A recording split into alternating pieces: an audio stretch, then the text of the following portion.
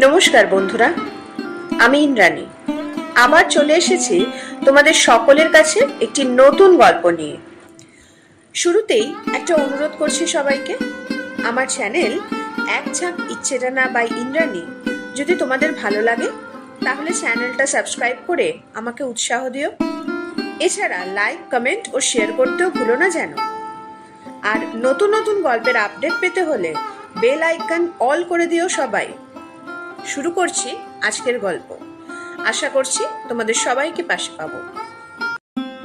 অমর কথা সাহিত্যে শরৎচন্দ্র চট্টোপাধ্যায় তাঁর রচিত বিভিন্ন সাহিত্যে সৃষ্টি করেছেন অমর কিছু চরিত্র, যা পাঠক পাঠিকা মাত্রই আমৃত্যু মনে রাখবে। তিনি যেমন বড়দের জন্য রচনা করেছেন, সেরকম ভাবেই ছোটদেরও বাদ দেননি। তাঁর সৃষ্ট লালু চরিত্রটি কিশোর কিশোরীদের জন্যই সৃষ্টি, যদিও সব বয়সের পাঠক পাঠিকাই এটি সমানভাবে উপভোগ করতে পারে। আজ এই লালুর সাথেই ভ্রমণ করা যাক গল্পের জগতে। লালুকে নিয়ে যে 3টি গল্প আছে, আজ তারই প্রথম গল্পটি বলতে চলেছি। শুরু করছি আজকের গল্প। ছেলেবেলায় আমার এক বন্ধু ছিল, তার নাম লালু।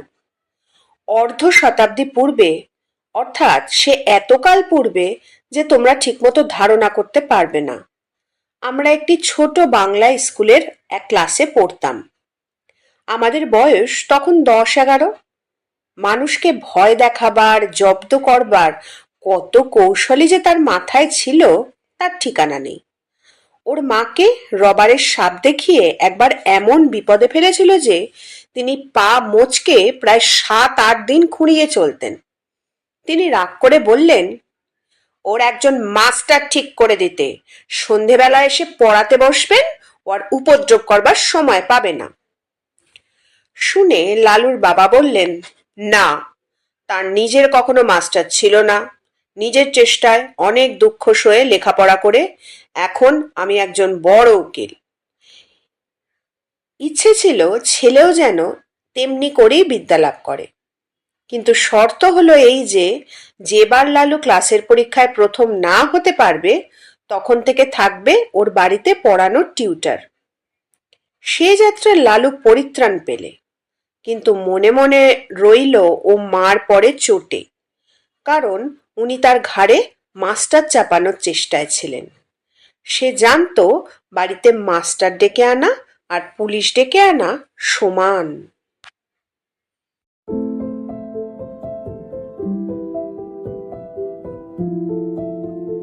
লালুর বাপ ধনী গৃহস্থ।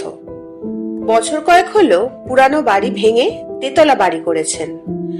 সেই অবধি লালুর মায়ের আশা গুরুদেবকে এ বাড়িতে এনে তার পায়ের ধুলো নেন, কিন্তু তিনি বৃদ্ধ, ফরিদপুর থেকে এত দূরে আসতে রাজি হন না। কিন্তু এইবার সেই সুযোগ ঘটেছে। স্মৃতিরত্ন সূর্যগ্রহণ উপলক্ষে কাশী এসেছেন। সেখান থেকে লিখে পাঠিয়েছেন ফেরবার পথে নন্দরানীকে আশীর্বাদ করে যাবেন। লালুর মার আনন্দ ধরে না, উদ্যোগ আয়োজনে ব্যস্ত। এতদিনে মনস্কামনা সিদ্ধ হবে, গুরুদেবের পায়ের ধুলো পড়বে, বাড়িটা পবিত্র হয়ে যাবে। নিচের বড় ঘরটা থেকে আসবাবপত্র সরানো হলো, নতুন ফিতের খাট, নতুন শয্যা তৈরি হয়ে এলো। গুরুদেব শোবেন। এই ঘরেরই এক কোণে তার পুজো আহ্নিকের জায়গা হলো, কারণ তেতলার ঠাকুর ঘরে উঠতে নামতে তার কষ্ট হবে। দিন কয়েক পরে গুরুদেব এসে উপস্থিত হলেন, কিন্তু কি দুর্যোগ! আকাশ ছেয়ে কালো মেঘের ঘটা, যেমন ঝড় তেমনি বৃষ্টি, তার আর বিরাম নেই। এদিকে মিষ্টান্নাদি তৈরি করতে, ফুল ফল সাজাতে লালুর মা নিঃশ্বাস নেবার সময় পান না। তারই মধ্যে স্বহস্তে ঝেড়ে ঝুড়ে মশারি গুজে দিয়ে বিছানা করে গেলেন। নানা কথাবার্তায় রাত হয়ে গেল। পথশ্রমে ক্লান্ত গুরুদেব আহারাদি সেরে শয্যা গ্রহণ করলেন। চাকর বাকর ছুটি পেলে সুকোমল শয্যার পারিপাট্যে প্রসন্ন গুরুদেব মনে মনে নন্দরানীকে আশীর্বাদ করলেন। কিন্তু গভীর রাতে অকস্মাৎ তার ঘুম ভেঙে গেল। ছাদ চুঁইয়ে মশারি ফুঁড়ে তার সুপরিপুষ্ট পেটের উপর জল পড়ছে। উফ, কি ঠান্ডা সে জল! শশব ব্যস্তে বিছানার বাইরে এসে পেটটা মুছে ফেললেন। বললেন, নতুন বাড়ি করলে নন্দরানী, কিন্তু পশ্চিমের কড়া রোদে ছাদটা এর মধ্যেই ফেটেছে দেখছি। ফিতের খাট ভারী নয়, মশারি শুদ্ধ, সেটা ঘরের আর এক ধারে টেনে নিয়ে গিয়ে আবার শুয়ে পড়লেন। কিন্তু আধ মিনিটের বেশি নয়, চোখ দুটি সবে বুঝেছেন, অমনি দু চার ফোঁটা তেমনি ঠান্ডা জল টপ টপ টপ টপ করে পেটের ঠিক সেই স্থানটির উপরেই ঝরে পড়ল। স্মৃতিরত্ন আবার উঠলেন, আবার খাট টেনে অন্য ধারে নিয়ে গেলেন। বললেন, ছাদটা দেখছি কোন থেকে ওপন পর্যন্ত ফেটে গেছে। আবার শুলেন, আবার পেটের উপর জল ঝরে পড়ল। আবার উঠে পেটের জল মুছে খাটটা টেনে নিয়ে আর এক ধারে গেলেন, কিন্তু শোবা মাত্রই তেমনি জলের ফোঁটা। আবার টেনে নিয়ে আর এক ধারে গেলেন, কিন্তু সেখানেও তেমনি। এবার দেখলেন বিছানাটাও ভিজেছে, শোবার জো নেই। স্মৃতিরত্ন বিপদে পড়লেন। বুড়ো মানুষ, অজানা জায়গায় দোর খুলে বাইরে যেতেও ভয় করে, আবার থাকাও বিপজ্জনক। কি জানি, ফাটা ছাদ ভেঙে হঠাৎ মাথায় যদি পড়ে। ভয় ভয় দোর খুলে বারান্দায় এলেন। সেখানে লণ্ঠন একটা জ্বলছে বটে, কিন্তু কেউ কোথাও নেই, ঘোর অন্ধকার। যেমন বৃষ্টি তেমনি ঝোড়ো হাওয়া, দাঁড়াবার জো কি? কোথায় চাকর বাকর, কোন ঘরে শোয় তারা, কিছুই জানেন না তিনি। চেঁচিয়ে ডাকলেন, কিন্তু কারও সাড়া মিলল না।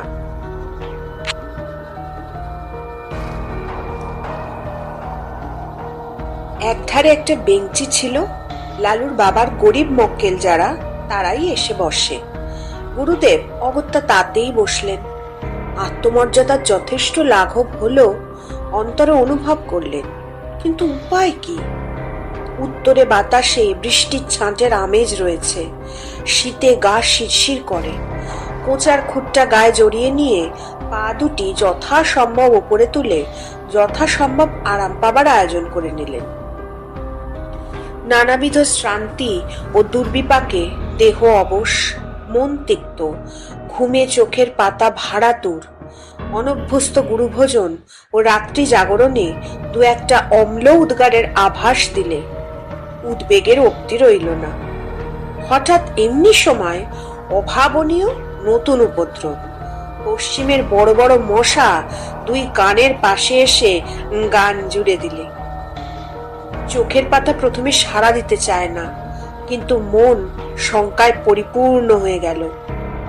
কি জানি এরা সংখ্যায় কত? মাত্র মিনিট দুই, অনিশ্চিত নিশ্চিত হলো।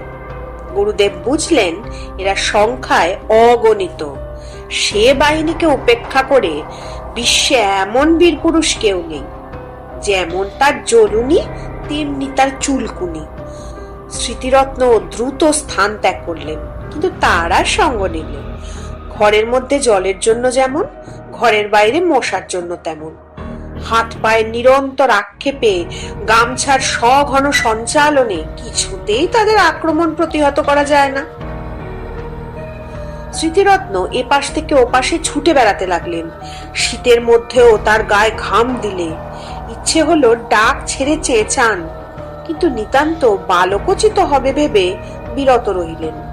কল্পনায় দেখলেন নন্দরানী সুকোমল শয্যায় মশারির মধ্যে আরামে নিদ্রিত।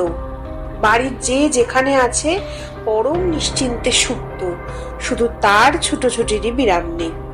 কোথাকার ঘড়িতে 4টে বাজলো। বললেন, কামড়া বেটারা, যত পারিস কামড়া, আমি আর পারিনি। বলেই বারান্দায় একটা কোণে পিঠের দিকটা যতটা সম্ভব বাঁচিয়ে ঠেস দিয়ে বসে পড়লেন। বললেন, সকাল পর্যন্ত যদি প্রাণটা থাকে তো এ দুর্ভাগা দেশে আর না। যে গাড়ি প্রথমে পাবো সেই গাড়িতে দেশে পালাবো। কেন যে এখানে আসতে মন চাইতো না তার হেতু বোঝা গেল। দেখতে দেখতে সর্বসন্তাপহর নিদ্রায় তার সারা রাত্রির সকল দুঃখ মুছে দিলে। স্মৃতিরত্ন অচেতন প্রায় ঘুমিয়ে পড়লেন।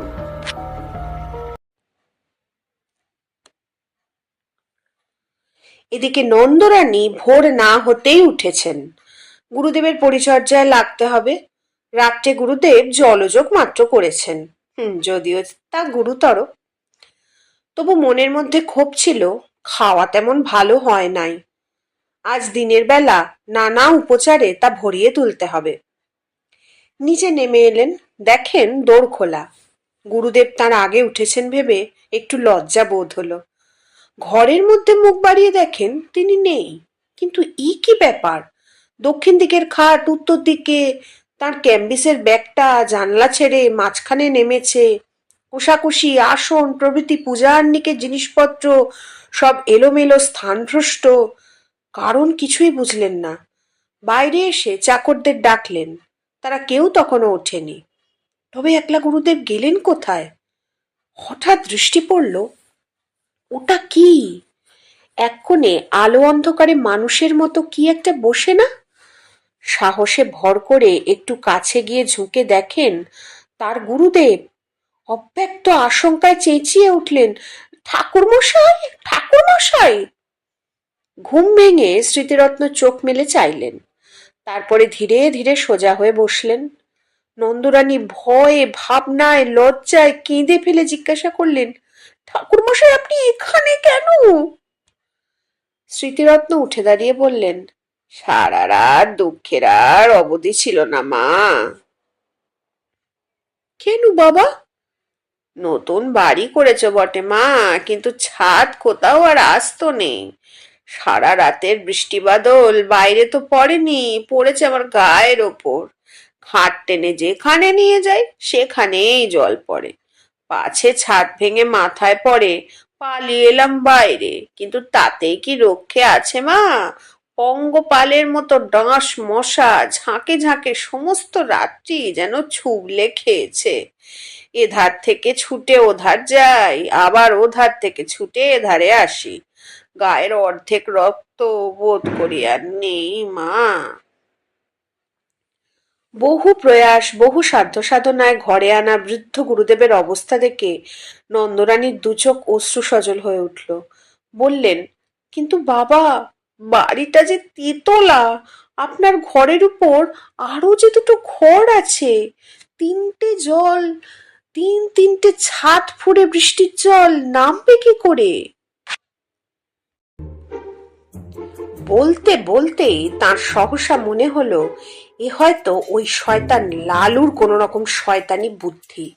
ছুটে গিয়ে বিছানা হাতড়ে দেখেন মাঝখানে চাদর অনেকখানি ভিজে এবং মশারি বেয়ে ফোঁটা ফোঁটা জল ঝরছে।